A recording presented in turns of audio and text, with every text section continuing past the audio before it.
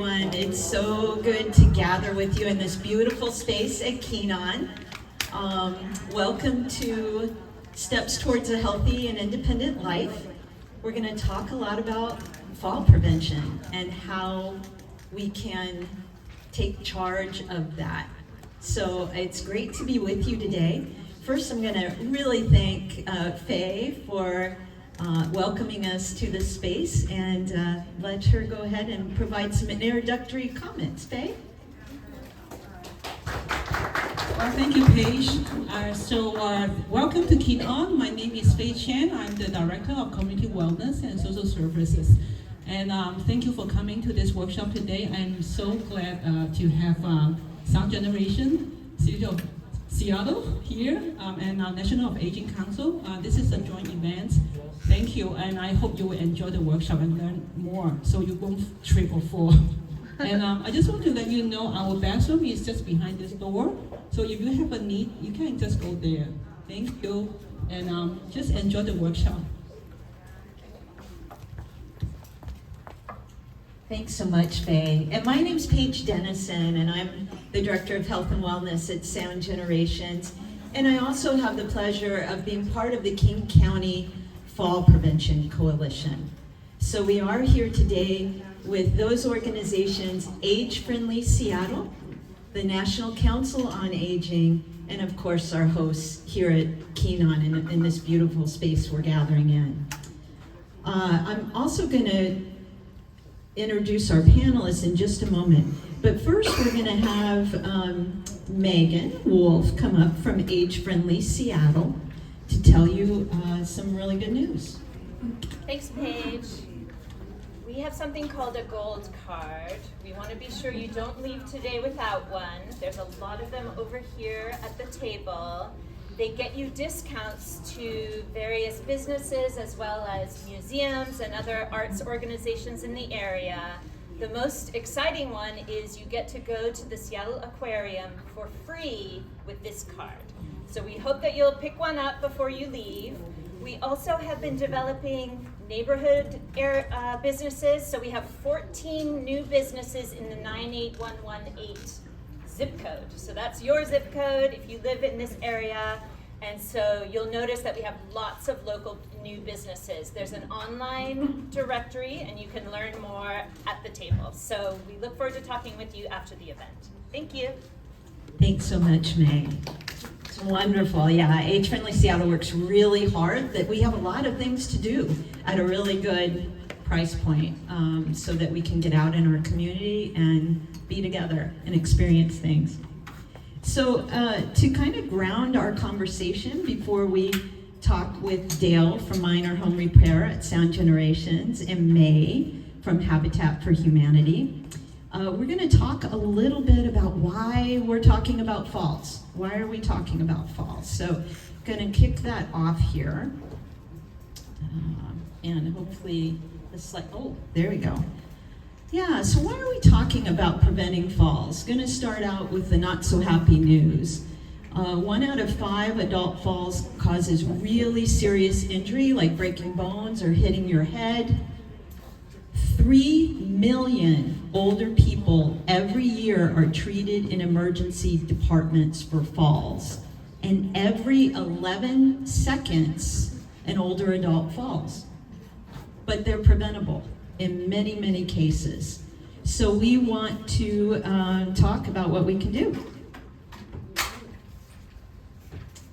Accidental falls accounted for over 50% of all injury-related deaths in Washington State in 2022 for people over age 65. So it's really important that we address this risk. Here's just a little graph that shows you where people fall. I think sometimes we think people are falling because they're cleaning out their gutters or they're up on a high ladder doing something. And really, most falls happen at home and they're trips, slips, or stumbles at ground level. So we'll see that here. 78%. They're just right at ground level when you trip over that rug or the cord on the floor. So there's a lot we can do. So what is a fall? I think we all have in our mind that we know what a fall is, but this is the definition from the World Health Organization. And it's an event where someone accidentally comes to rest on the ground or floor when they're not intending to be there. It can be at the same level, like I just talked about, where you're walking and trip over that broken sidewalk, or a hose, or a pet, or pet toys, right, that are on the floor. And then there's elevated falls. These are the ones where you're up on a step or stairs or a ladder and have a fall. But the ones at ground level are really most common. There's multiple risk factors for falls, three different types of risk factors. But most falls are not from any one risk factor. They're from a combination. So the first one would be physical. These are changes in your body that increase your risk for falls. For instance, when you sit a lot, when you're sitting often, your legs get weaker. And when your legs get weaker, you're more likely to fall. So you may feel that staying still will help you not fall, but it's really just the opposite. Moving less increases your chance of falling because your legs get weak. It's also things like changes in your eyesight and your hearing and other physical things around coordination, or maybe your gait, the way you walk has gotten a lot slower, and that's a way that can contribute to falls. So we want to stay active. And then there's these behavioral risk factors, things we do or decisions we make that contribute to a fall. So, thinking that maybe climbing that ladder in the rain to move the leaves from the gutter so that because the downspouts clogged, but you have in the back of your head that maybe that's not such a good idea and you should just live with the clogged downspout, right? And wait till your neighbor or your son or someone comes by. That's a decision we make that contributes to a fall, right? So thinking about your risk of falling in certain situations. And then environmental risk factors, which we're going to talk a lot today with Dale and May about, which are things in our environment. It may be something like a broken sidewalk that you have less control over, or it may be something like railings missing or a broken step, or a light bulb that needs repaired, or other things in our home. So we're going to talk a lot about that today too.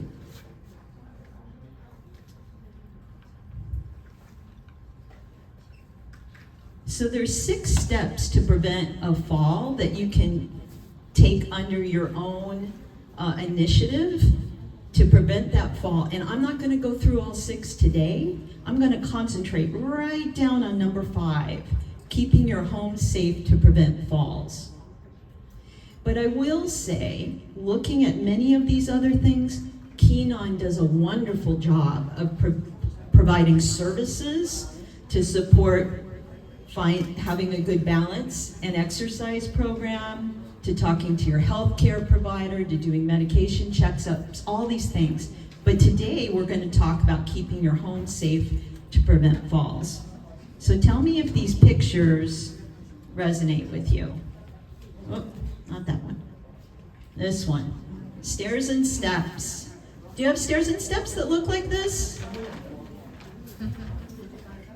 I know that I've seen these, and I've done it myself at my own home, where I think I'm going to carry that thing up the stairs, but it just sits there because I get busy.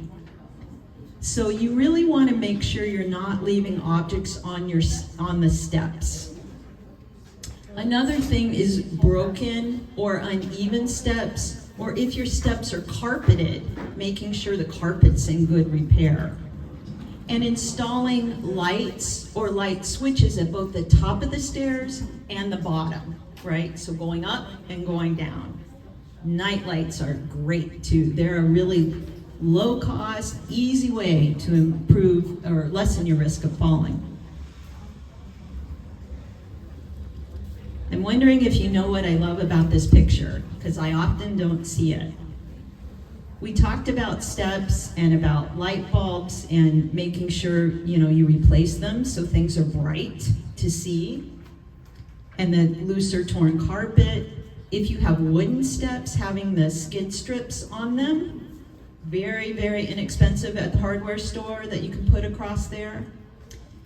But it's having handrails on both sides of the stairway to walk up and down. That is such a great thing and really not that hard to do, and we've got experts here that can share about that today, I hope, since I'm saying that. Yeah. Floors, do you have a floor that looks like this? We've got a floor that looks like this up here a little bit, right? So we had to talk about like the trip hazards of the courts today on both sides of our presentation. It's really important to maintain clear walkways, keep throw rugs secured, so that can be with a double-sided tape or just remove them and don't have the throw rug. And keeping things off the floor. It's so easy to trip over a pet or laundry or shoes that you've kicked off or just other objects that are on the floor. Pet toys, grandchildren toys, all kinds of things. So you really want to roll or secure those wires and cords from lamps and other things to keep them out of your way. And just make sure it's, I had cataract surgery not that long ago, and it's just so easy to not see those things and trip over them. Kitchens. Kitchens are a place people fall a lot. I don't know if that's surprising to you or not, but there's spills on the floor that you want to make sure you clean up quickly. There can be, many of us have mats and throw rugs in the kitchen. If you're going to use a stool in the kitchen, the one pictured, sorry about that, is great because it has that handrail and the no slip covering on each step.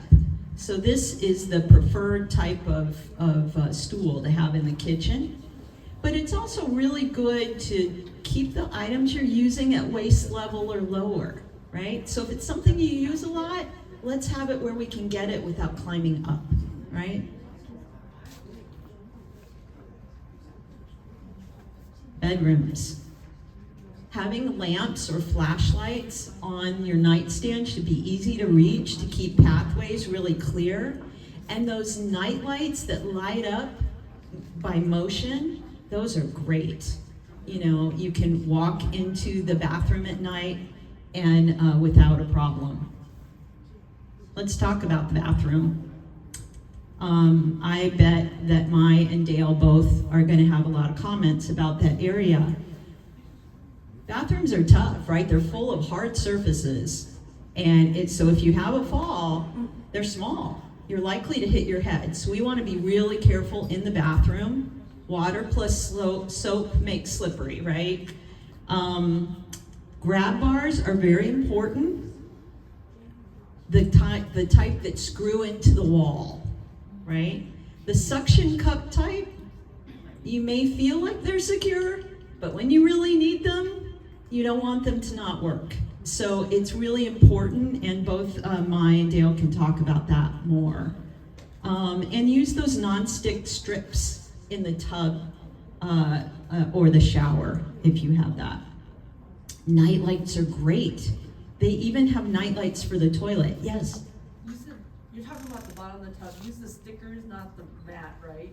Is that what you recommend? Generally, yes. Yeah, sometimes the mat, that's a great question. So she asked about the mats in the tub versus the stickers. And I don't know, you all might have more comments about that. Sometimes people just leave those mats sitting in the tub in the water and then they get slippery. They get slippery, and that's what we're trying to avoid. Great question. So I think that's a good setup for Dale and May to talk. And then we'll go, if we have time, we'll go through a little falls-free checkup at the end here, okay? As well. And I'll talk more about that. So I'm just gonna leave that right up there for right now. And introduce our panelists, Dale Miller. And Dale is from Sound Generations, minor home repair. He has done work in senior housing and for-profit and nonprofit for 30 years, something like that. And for the last 15 has worked with senior services of both Snohomish and King County, Sound Generations and Homage, for a minor home repair program. And then he came onto Habitat for Humanity in 2023 as a program manager and has just found it really rewarding now to oversee the work in King, Snohomish? Just King and Kittitas. King and Kittitas counties. Thank you for that correction. I really appreciate it. So we're going to go ahead and go through some questions that we have for them and then take questions from all of you for them, okay? So I guess I need to hold a mic as well. And let me just get my questions in front of me here.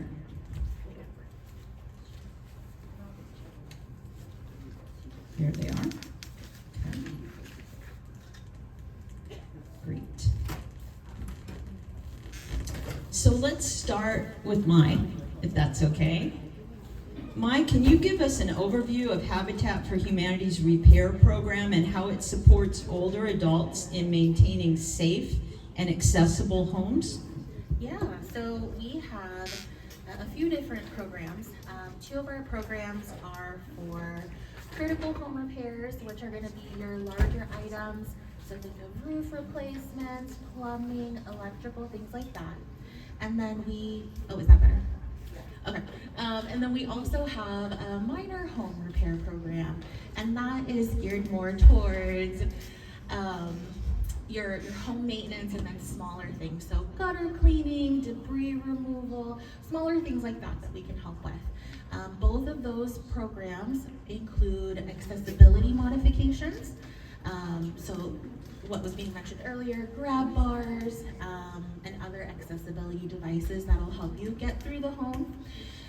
And then we also have a third program, and it's called Capable. This one is a little more interesting. It's about a 5-month participation period, but we partner with an occupational therapist and a registered nurse.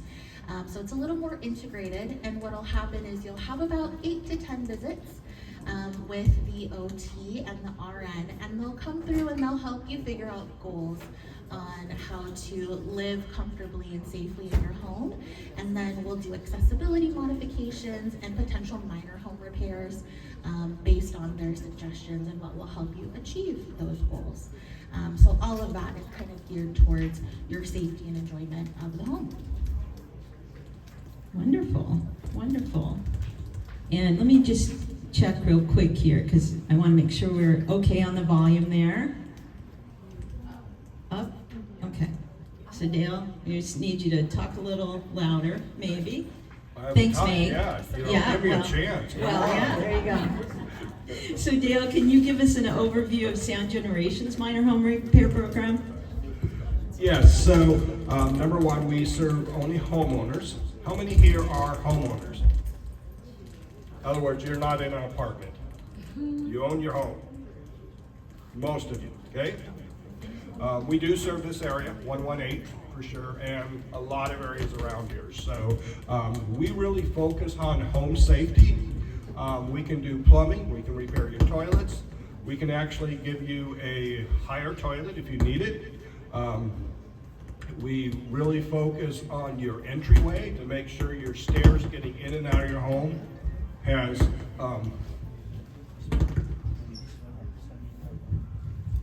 making sure that you got good handrails. We can add handrails. We can put handrails on both sides. Great point. because a lot of times it's easier, certain arms are stronger, or so you have one when you go up, have one when you go down. So very, very important. Grab bars virtually anywhere in the home. We put grab bars at the doors, we put grab bars in the kitchen. Obviously the bathroom, very much so, around the tub, around the toilet. So very much so. So plumbing, electrical, we can replace outlets with a GFI outlet if it doesn't have it in the kitchen or bathroom, if you know what that is, to make a more safe. If you have lighting for sure, make sure we got plenty of lighting. We can replace out some of the old fixtures with much more bright LED, much more efficient LEDs. So those are really focused areas. We don't typically do big things, so if you need a roof, you heard where to go. That's not us, but all the minor things in the home. Yes, I'll take questions. Regarding lighting, there's two things. One, you mentioned the motion sensor lights. Like, let's say if you go down the stairs. Yes. So you can change out, thank you. So motion sensor lighting, so you can change out existing lights to basically turn on when you start going down the stairs. You can make that modification, and then the other modification is, she mentioned stairs.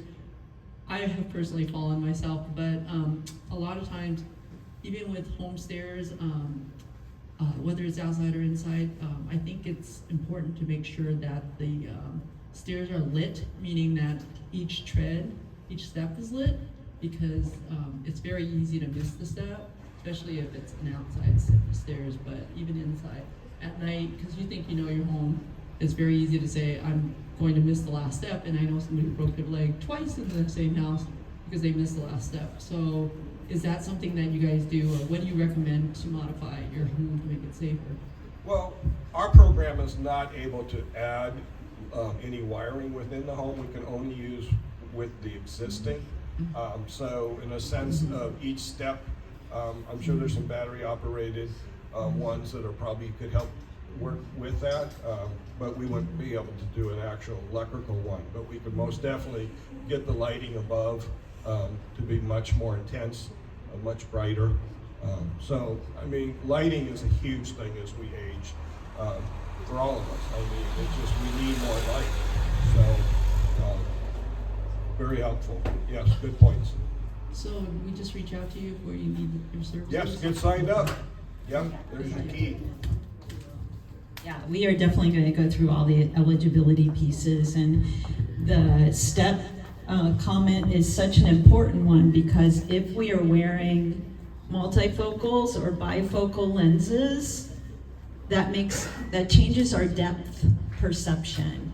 It makes it hard to put your foot precisely in a place on a step, and that contributes to a lot of falls as well. So, in answer to your question right now, what are the eligibility criteria for older adults to receive services through your program? Dale, do you want to start since you have the mic? Yep, I'll start with minor homes. So, number one, you got to own your home and live in that home. Okay, that's very important. You have to meet the income requirements, but the income requirements are quite high. So, I would say most people here would easily qualify for the income requirements. For sure, it's a totally free service. There's no money required from you to sign up. So homeowners, income requirement, and live in an area that we're able to serve. Again, we do serve the 118 area for sure, and serve most of the areas around here. So hopefully, easiest way is to sign up, and for sure, if you're not able to be in our area, maybe we can pick that up down the road. That's my goal, or we can direct you to another program that can serve you. Sorry, did you say what areas? Did you specify? So we serve City of Seattle. So if you're in the City of Seattle, you're safe, okay? If you're in what we call South Unincorporated King County, you're good to go. So the areas that we are not able to serve right now would be the people that actually live in the City of Renton, City of Auburn. We do serve City of Bellevue. Oh, you do? Yes, we do. So funding's a little tight there, I'll be honest with you, but we do serve City of Bellevue and have for years. So But yeah, so Great. And how about you, May? Yeah, so very similarly to Dale, we do service homeowners. Unfortunately, we're not servicing renters at this time. We also have income limits. It's 80% of the county, and like Dale was saying, it's very high. Off the top of my head, a household of one, the maximum income limit is about $77,000, so that's quite a lot of money. You do have to have active homeowners insurance to participate in our program. We will ask for a copy of that. And then you have to show a need for repairs. I think that's a question that I've been getting a lot outside. So we don't do cosmetic upgrades or repairs. We only do repairs that are related to health and safety or preservation of the home. Perfect. And I'd be remiss if I didn't point out that there's information on the table here in front and then back by the food. I know you'll find all the information by the food, but there's also information up here with the gold cards. There is information for renters as well, which is a program, a very special program that King County offers. So you can read more about that as well. Certainly in the case of renters, there's a need to work with the landlord. So it's a different situation. All right. So May, you have the mic. What are the key considerations when balancing independence with safety for older adults that are living alone? What do you see? I think it's such a tricky one. Safety, I think, is tied to your independence. And so what we're often seeing a lot is folks that are kind of interested in our program, but they're also very hesitant because they feel like if they say they need the help, that means they're no longer independent in their home, which is quite the opposite. I think the safer that you can make sure you are in your home, whether that's having grab bars or having those accessibility modifications, tub cuts, extra railings, anything like that, you are helping to ensure that you can be more independent in your home without getting hurt. The moment that you start sacrificing your safety for independence and you're just saying, oh, I can get across that room, I don't need grab bars, I'm independent, then the more at risk you are for injury and hurting yourself and decreasing your independence. People are going to start thinking, or you yourself are going to start thinking that, wow, I really can't live in this space safely. How am I going to stay in my home? When if you take a more proactive approach and help yourself, you'll be able to kind of stay and age where you are a lot more safely and for a lot longer. Did you mention a tub cut? So you would cut the existing, you don't have to replace it with different. Oh, yeah, so that's something new that we've been doing, and we find that it is actually really helpful.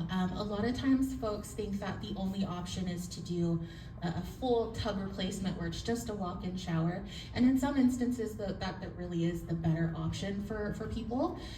But if you're not needing that full access to either walk in completely without having any steps, or your bathroom just isn't set up for that, sometimes the modification isn't possible due to the way your bathroom is set up. There are kits out there where if your tub is compatible, we can basically notch out the side of your tub and it makes the step over a lot lower. And then there are two different options where you can either just permanently have that notch if you're not worried about needing a tub or the functionality of a tub. Or if you, for yourself or for other folks in your home, want to keep the use of the tub, there are kits that we can use where you can replace that siding, so then you can still use it as a tub.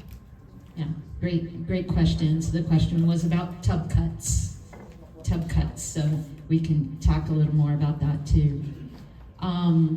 Great. Well, Dale, what are the most frequent types of home safety modifications or repairs that you find are needed in the homes of the older adults that you serve? I think we still keep going back to lighting. Grab bars are just so much. Handrails, so you can safely grab onto something and get from one place to another in your home safety. Those are the biggest things that really need to happen. Again, a taller toilet, that can really be helpful also. So those are some of the really key things that we work with. And so the taller toilets, Dale, they're also better on cost often, aren't they? More economical, the ones you The install? newer toilets we put in are much more efficient. We call them low flow toilets, but toilets that take a lot less water. It saves on your water bill, most definitely. Yeah, so safer and less cost. And you can hold the question just one moment, and we'll be right there. Do you provide any follow-up services or assessments after the repairs? So we don't provide any like program required follow-ups or assessments, but we do, reach out to the homeowner once the repairs are done to make sure they're satisfied, and identify anything that we may not have been able to do for them. And I think the biggest thing that we focus on is if it's something we're not able to do or we just can't do it for you this time, we want to make sure that we're connecting you to our other home repair program organizations. So places like Sound Generations, Rebuilding Together Seattle is another popular one. So there are other resources that we try to pair you with. We try not to leave someone empty-handed, especially if there's still more that they're needing. So we do survey follow-ups, and you're eligible for a new project every year with us. So if it's something that can wait, then we'll say, okay, definitely reach back out to us. But if it is something more urgent or necessary for you to have now, we'll try to get you partnered as best as we can. I don't want to be over, but my friend brought up a good point. She said, you mentioned outdoor repairs. Do you repair like hand railings for some people can hear? Sure. Repairs for outdoor hand railings for like the front stairs, also cement cracking and stuff like that for stairs and just walkways and driveways. Yeah, We do so those kind of repairs. So for our particular program, we can do exterior work as well for the home. So if that's a crack in the sidewalk or the outside stairs, decking, railing, just let us know. And when we have our project managers come out, they'll kind of give you the best approach that we can make to those. Dale, do you want to answer that as well? I mean, yes, we both do outside work on the home, most definitely safety items, so either one of us, so. Thank you for all the great questions today. And I think it's so good to really understand all these organizations work together. They're not competing like for-profit organizations. They're like, if they don't know how to do it and they know somebody who does, they'll refer you to that organization, like Rebuilding Together or, Habitat for Humanity or Minor Home or the others that are out there. Let's see what we got up next. Dale. Okay, we've been talking about a lot of the good stuff. What are the challenges? What do you face when you're working with older adults on home repairs? And then maybe share a little bit about how you address the challenges too. I think the biggest challenge is getting you signed up before you need it. So, I mean, before every one of you leave, grab both of our applications, get signed up for both programs. We work together extremely well. So, one may be able to focus on your item better than the others, but we can help you with that too on the back end. So, but getting you signed up is the most important thing, so that you're signed up before you need it. Such a great point, right? To be signed up already before the plumbing problem happens, I think we've all been there. Would you add anything? Or May? I'm sorry, I keep switching back and forth. Yeah, sorry about that. Just to kind of confirm what Dale is saying. So I think the hardest part about our program is applying and is signing up. We do ask for documentation that you might not have to provide or that you don't keep on hand. And so a lot of people tend to get discouraged and they tend to kind of give up, which we don't want that. We try to make it as easy as possible to apply, but it does require a little effort. So if you feel that you're struggling or you know that you need a little extra help, please let us know, communicate that with us, and we're happy to get you as much assistance as we can. Don't give up. Love that. It's a really good message. So we talked about a couple challenges. Let's talk about successes. Dale, you've got the mic first there. How about a success story where a repair or modification made a significant impact in quality of life or safety? We've had clients that call us and they've had such a large water leak that their water actually had to be turned off, and they have no water. You know, huge thing. So normally we do run licensed plumbers.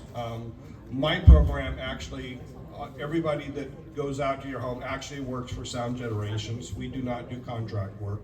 In other words, we don't hire it out to other company. We do it, so it's our people.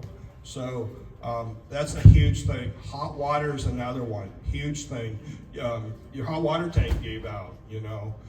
That's a huge expense if you had to hire that out. We can do that for you at no cost. We can replace that hot water tank. So those are huge success stories that really mean a lot. You only have one toilet in the house and it stops working for some reason. It's clogged. For some reason it stops working. We can help you with that. So, you know, just these major things that you rely on every single day that you just have to have. I mean, so those are the great things we can help you with. Yeah, that's big. May? Similarly to Dale, I think we get a lot of these cases, and the unfortunate fact is that folks don't contact us until they need us, and so by the time they're calling us, it's already very, very urgent and very important to them. So again, just make sure that you're aware of who you can reach out to and apply to us.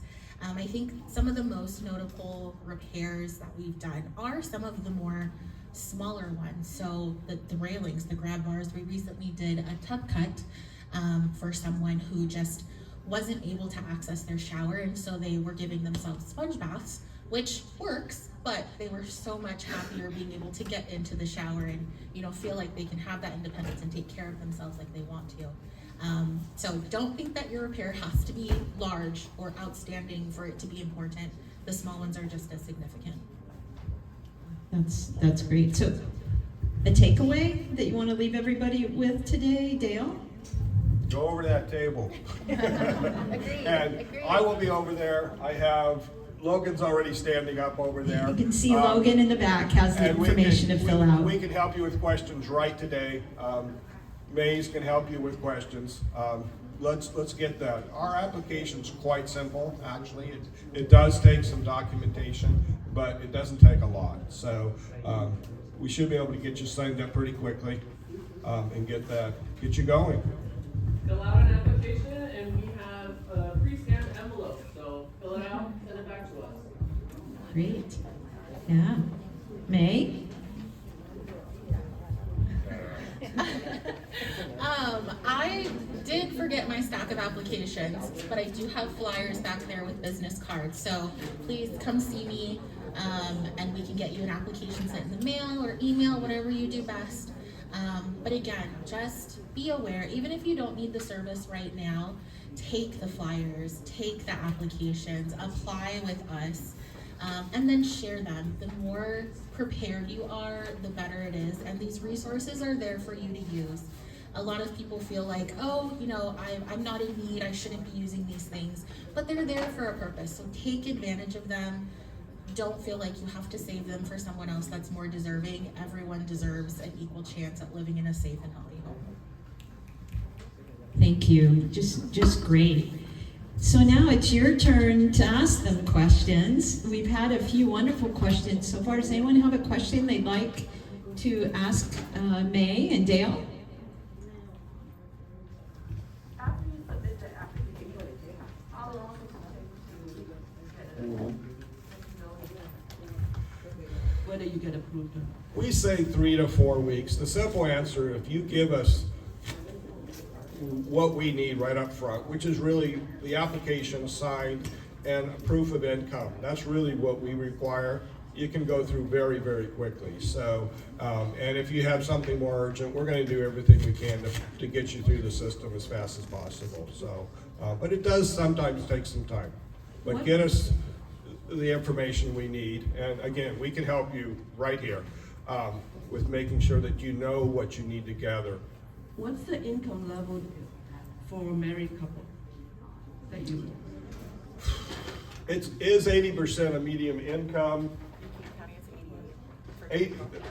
So for either of our programs, it's the same. That's the easy thing there. So 88 is what you said. So $88,000 a year. If you're under that, you'll qualify for both of our programs.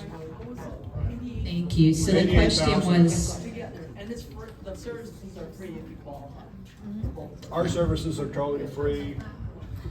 So for us, capable is free to anyone that is eligible, and then our minor home repair does have a $50 fee, and the rest is a grant to the homeowner. If you're needing larger repairs, there are simplified repayment options, and sometimes grant opportunities when they're available. great. Any other questions out there? Sorry, I was Yes. curious, I know this might not be your area, but for the people who live, like my friends who live in Renton, do you have something comparable for like people who live in Renton or some of those other cities that you don't cover? So Do the you have like counterparts somewhere in another? just so the folks in the back can hear. So the question is about if you're not in the service area of Sound Generations and Habitat for Humanity, is there someone you can refer to? So, Right. fun fact, Habitat Right. actually does have a Renton service area.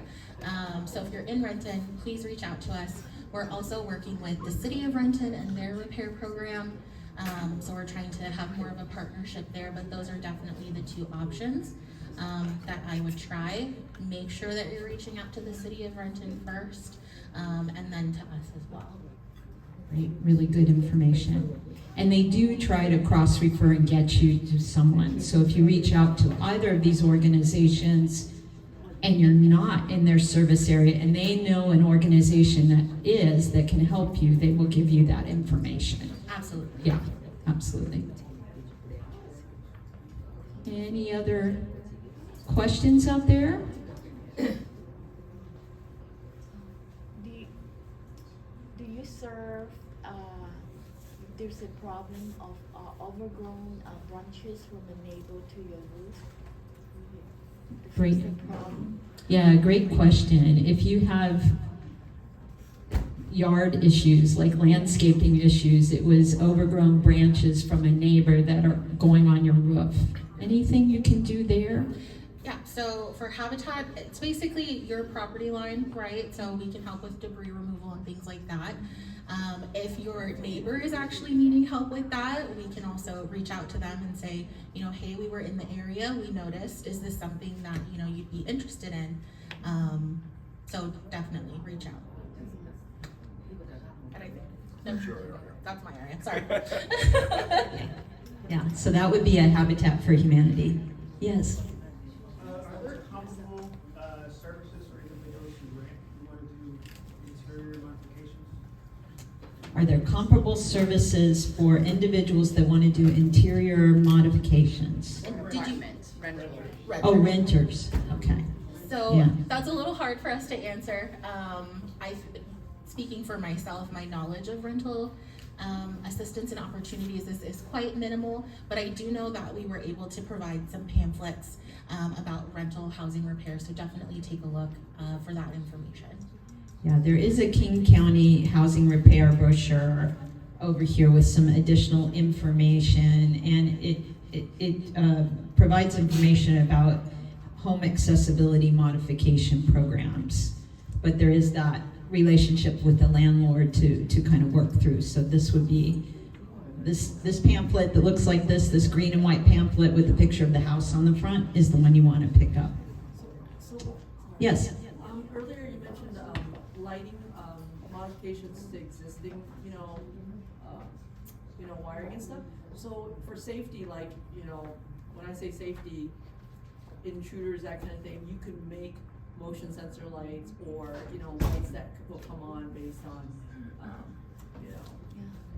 movement or something for outside, so that, let's say somebody comes to your front porch, a lot of solicitors, or even, your garage or driveway, that kind of thing. So can you help with those? Most likely we can. Obviously, we're gonna have to take it case by case to see what's out there. The advantage is if it's outside, typically, the new solar system, solar lighting and stuff work very well. So, Yeah. it could be a solar system outside that, is collecting the sunlight and then turning on automatically with a sensor. So So yes. the question was about if they could install motion sensor lights outside to improve safety and access. Yeah, great. Or even cameras, like cameras, they could just pay them. We actually do help with that, so we can help people with their cameras so that they can actually see who's at the front door. So we can most definitely help with that. So they can help with cameras as well, was what the question was for the folks in the Right, back. you could buy the equipment, then you could help install it. Most definitely, yep. Yeah. They can do a lot, huh? Okay. Yes, Emily. If someone calls or puts an application, they speak another language other than English, do you have interpreters that would help when you guys do home visits? Oh, great question. What about language, right? When you're having these services or filling things out? Well, Sound Generations does have, if you call us, we most definitely can get a service in there. We have it, we have our application on the table over there in actually Mandarin, so it is there. But yes, either way, you can call us, we can get connected, and get that taken care of. Yep, same for us as well. If you know ahead of time that you are needing language assistance, when you do an intake, just let us know, and then we can make a note to have an interpreter available when we need to speak with you or when we visit. Yeah, really great question. So the availability is there of the language. Yes, Logan? Yeah, what are some of the specific documents that you might request to complete the application? Okay, what are the specific documents that people may need to provide to complete an application? So for minor home, it's really as simple as proof of income. So, the advantage is we have pretty much a very senior crowd here. We can serve all ages as long as you're a homeowner, but really what we need is just what are you receiving, and we call it a snapshot. So we typically only require a month's worth of proof because typically you're retired. SSI letters are really a huge piece, or a copy of your bank statement, because typically everybody has everything just put into their bank today. So if we just have a copy of a 1-month bank statement, typically that's all we need, and the application filled out. We on the back end will verify you're the property owner. We get to take care of that for you. And it's really that simple for us. So for minor home repair, it's really proof of income. And how about for Habitat for Humanity? What kind of documents? Yeah, so proof of income for us as well. Like Dale was stating, your most recent award letter, or if you are receiving income, pay stubs, things like that. The other thing that we would need is the proof of homeowner's insurance. So you can get that from your insurance. I know Sound Generations doesn't require that, so that's really nice. If homeowner's insurance is an issue or you're concerned about that, they would be the way to go. And then I think you covered it, Dale. Yeah. Good. Great question. Thank you, Logan, for asking that. Yes. Are you willing to take, like, let's say you give a tax return, are you willing to take something that's, for identity protection, can you, take out all your personal information? You can leave your name and your, Excellent question. bank account number, your tax ID, whatever, your social security, all of that. You can sanitize it so that you will still show proof of your. So a great question. What about removing some of the more sensitive information, right? Yeah, so I believe we both kind of have the same approach to identity protection. So if that's a bank statement and redacting, the bank number, as long as we can show that it's connected to your name and that the documents are what we need, we never need your social security number. So please don't include that on any of your application information. If you're turning in something like a tax return for income purposes, you can mark that out with a black marker. Whatever it is that protects that information for you. And if you're not sure, reach out to us, ask us here, give us a call and say, hey, this is the document I want to send you, but it has this on it. Can I remove it? Or how do I remove it? And we're happy to help. That's great information. So both organizations are very aware of the need to protect your identity, and they're careful with your information. So if you have questions about that or concerns, please talk to them, right? Because we're here for you. So that's, we're done already, right? We're at the end of our time. So before we wrap up here completely, you see here there's the Fall Risk Assessment Survey that was created with the Geriatric Research Center at the VA and the CDC. The National Council on Aging, wave Hyatt over there, the National Council on Aging has created what's called a falls-free survey that you can answer some questions for your own private knowledge to understand your risk of having a fall. And those are printed back there. Keenan, thank you so much for translating them. So translated copies in simplified Chinese are available in the back. There's also a few available in Japanese, and there's some in English as well.